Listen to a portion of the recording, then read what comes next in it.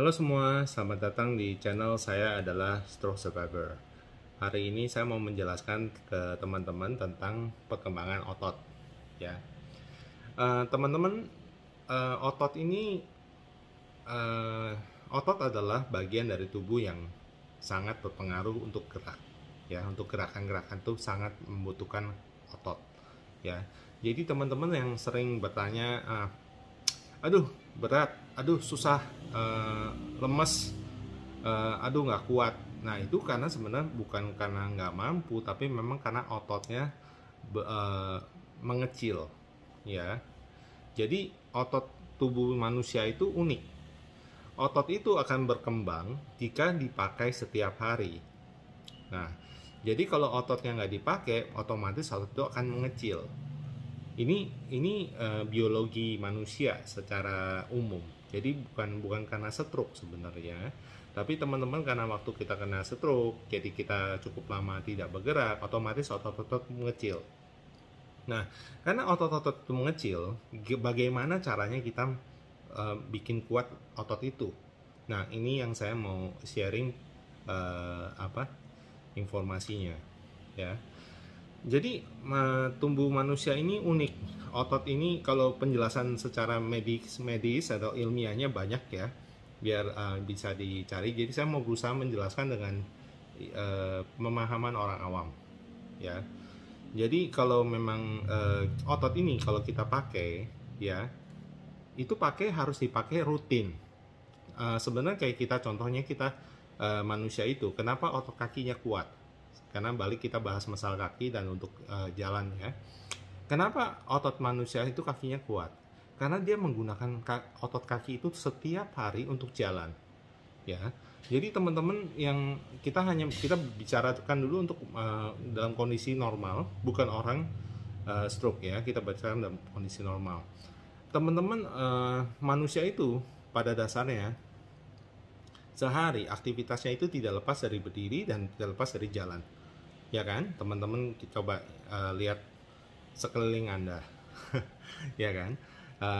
Mau ibu-ibu, mau bapak-bapak, mau anak-anak, mau orang tua, aktivitasnya pasti berhubungan dengan berdiri dan jalan, ya. Itu melatih otot kaki. Otot kaki itu digunakan setiap hari, otomatis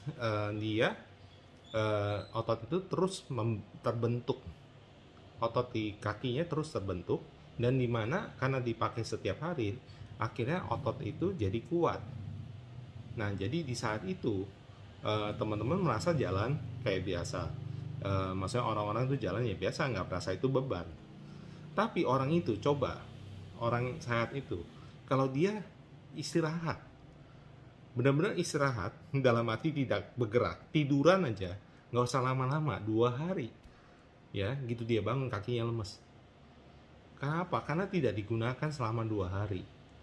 Nah, itu otomatis otot itu akan mengecil.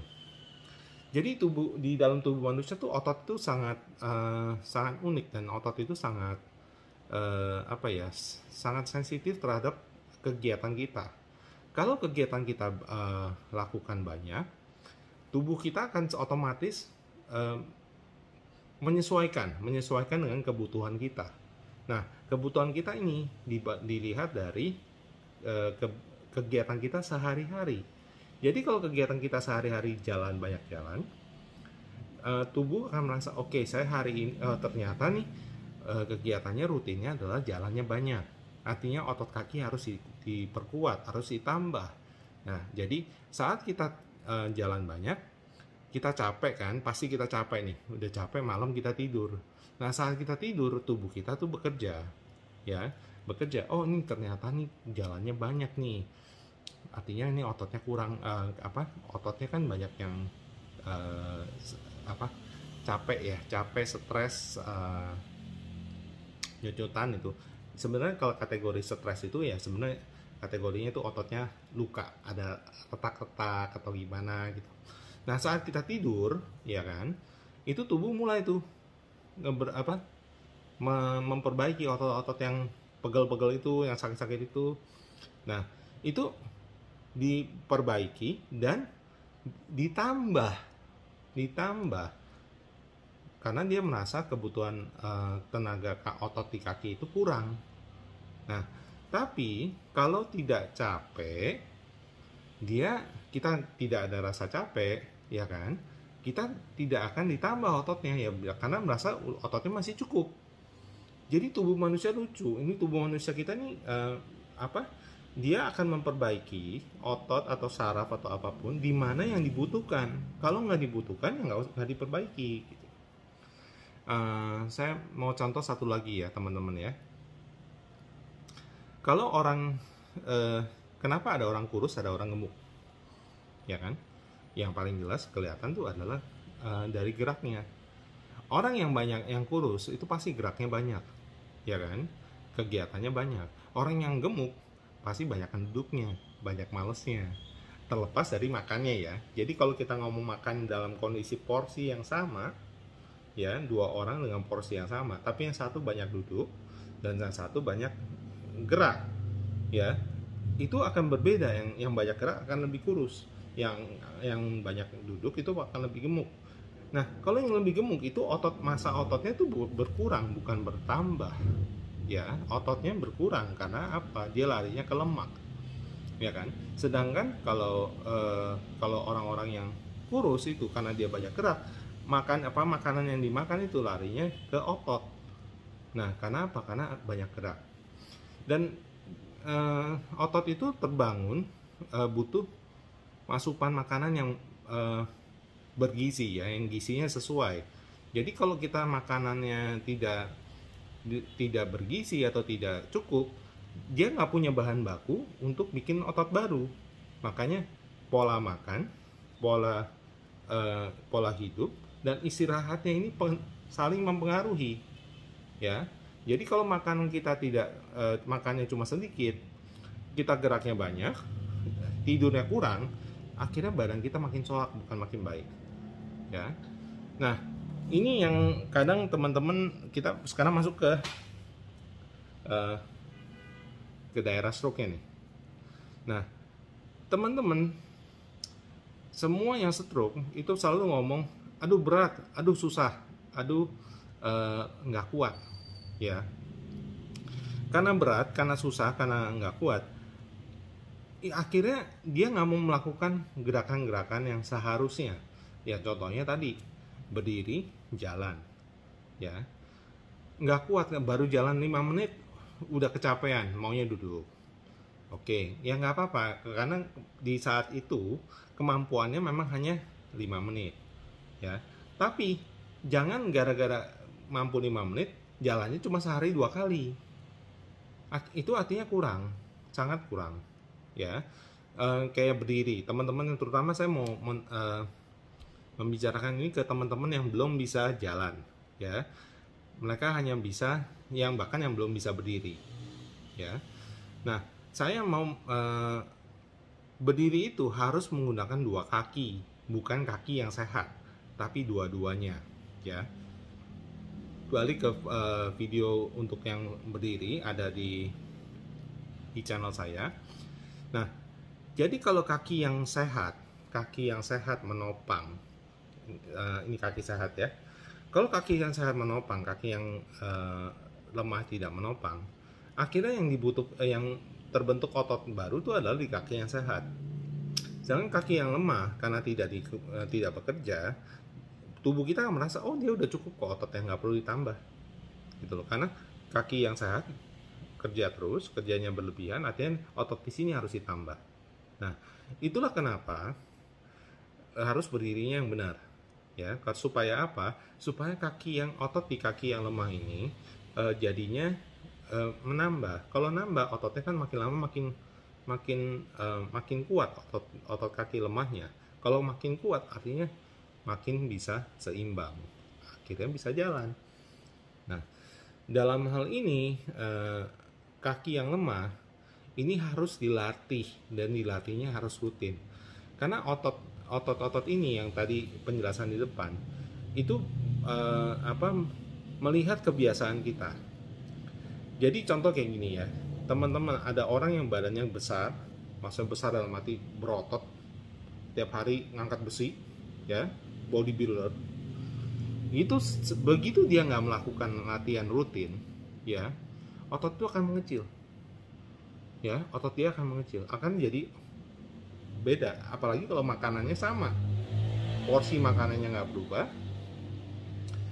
tapi geraknya berubah, tidak bergerak, otomatis ototnya mengecil, badan dia perutnya tambah gede.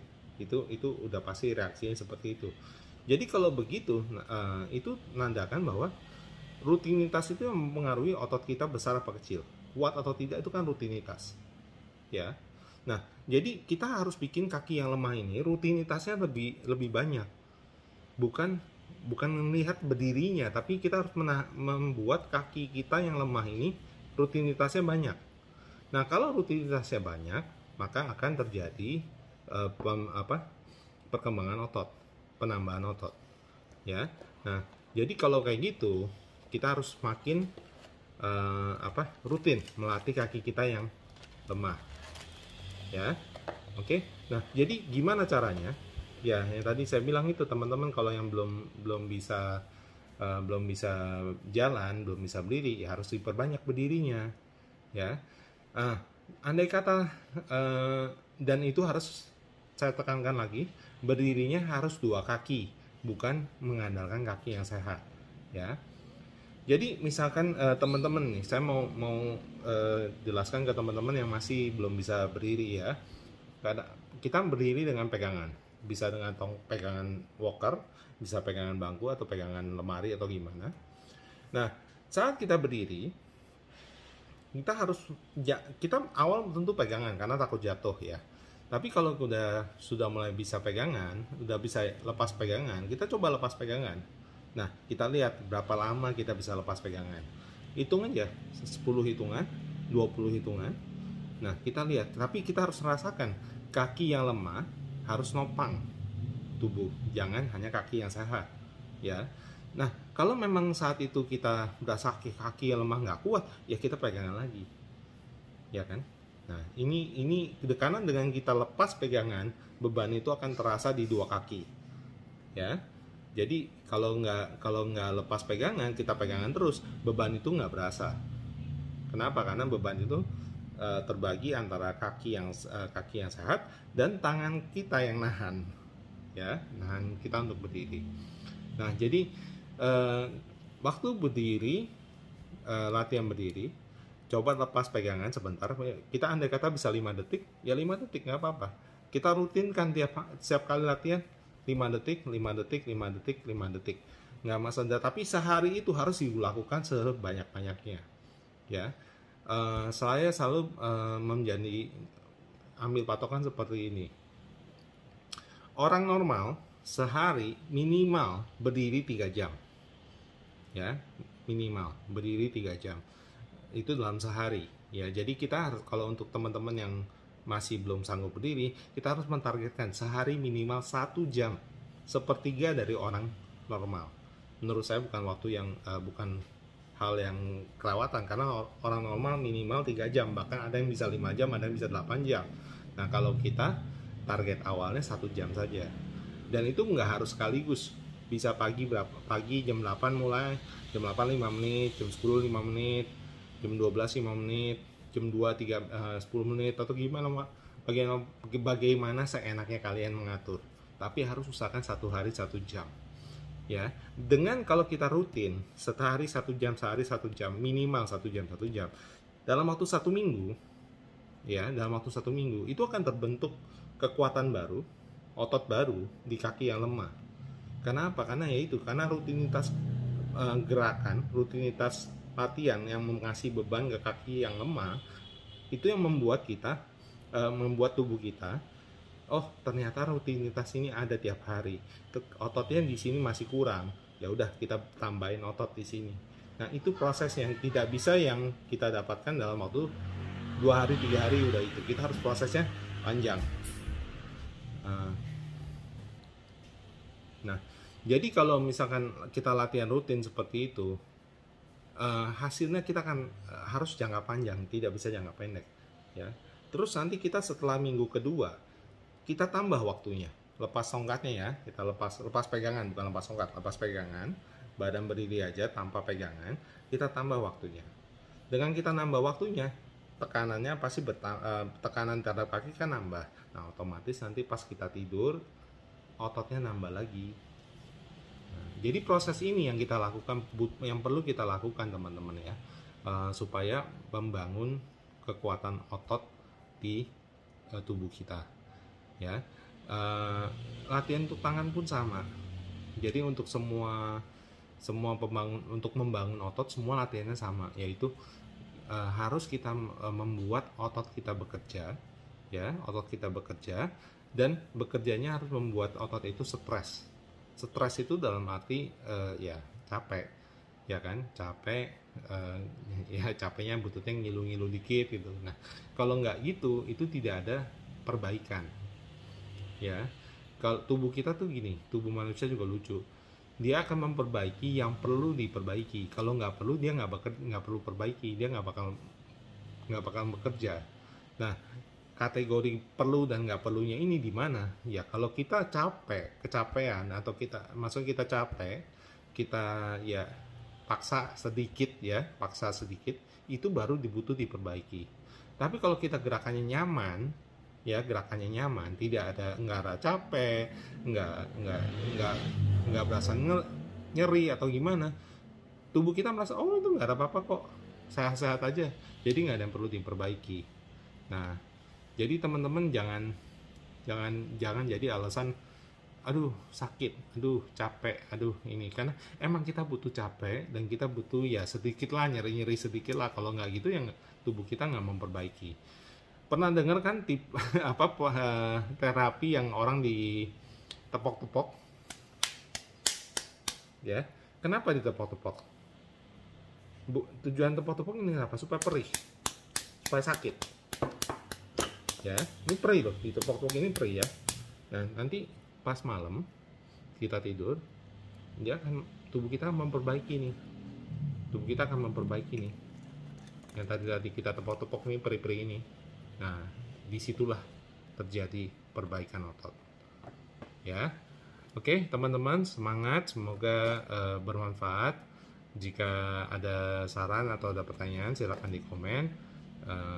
Semangat terus, sampai ketemu di video berikutnya ya.